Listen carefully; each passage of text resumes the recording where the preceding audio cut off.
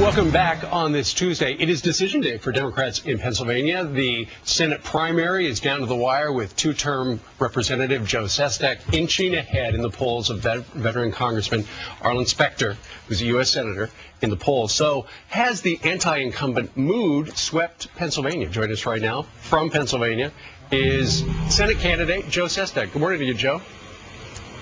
Good morning. Great to be back. It's great to have you. Joe, the very latest polls, I think Quinnipiac has you up by 42 to 41. Some others have you ahead by a greater margin.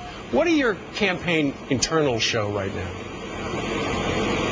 Well, we actually haven't taken any internal polls for a number of weeks. We really haven't.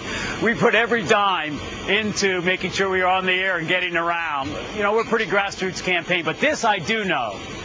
Nobody has any faith in Washington, D.C. They know it's broken.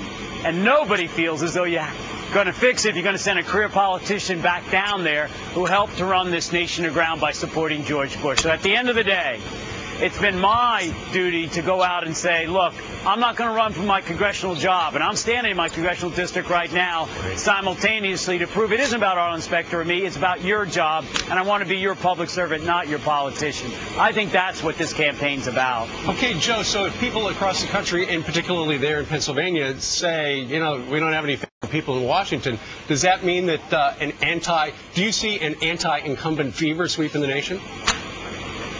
Yeah, look, Arlen Specter is, and I respect the man, but he's kind of a poster child for what Washington, D.C. has become over a generation of politicians who literally will at times take a poll for taking a position, before taking a position, or even change a party as Arlen Specter did.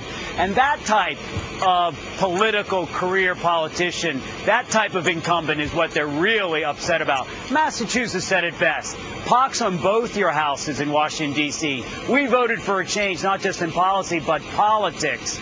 And I think, quite frankly, people want to see someone that's, you know, willing to put principle over politics. So that's the type of change from an incumbency down there they want. I don't expect anybody to agree with me all the time, but they expect me to tell them where I'm going to be and be in the same place after the election as before it.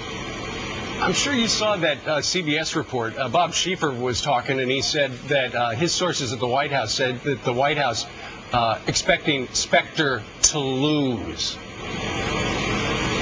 Yeah, we saw it, and, well, we expect us to win. So we're not disagreeing with that.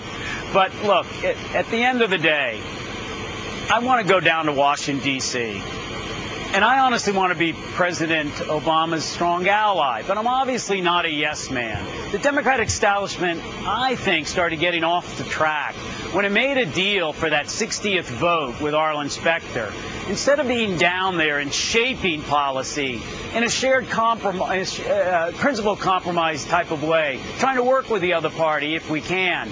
But my take is that for far too long, political calculation, and when even other senators in the end of the health care bill would only give their votes up if they got some of the special interests, that's what turns off Americans, particularly when they've been placed in such a savage economy through no fault of their own. Speaking of savage, Specter has said some very unkind things about you and your service. Yeah, he has.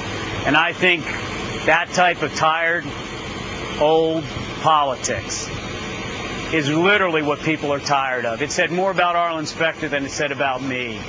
I'm proud of every day of my military service. And when he brought up those false allegations, people just said enough. I don't think any 30-year incumbent senator who would switch his party and leave his troops, so to speak, to come to the other side has anything to say about a veteran at all. All right. Joe Sestak joining us from Pennsylvania. Sir, thanks for taking time out. I know you've got a lot of hands to shake and some babies to kiss, so good luck to you. It's a great day, and thank you. You bet.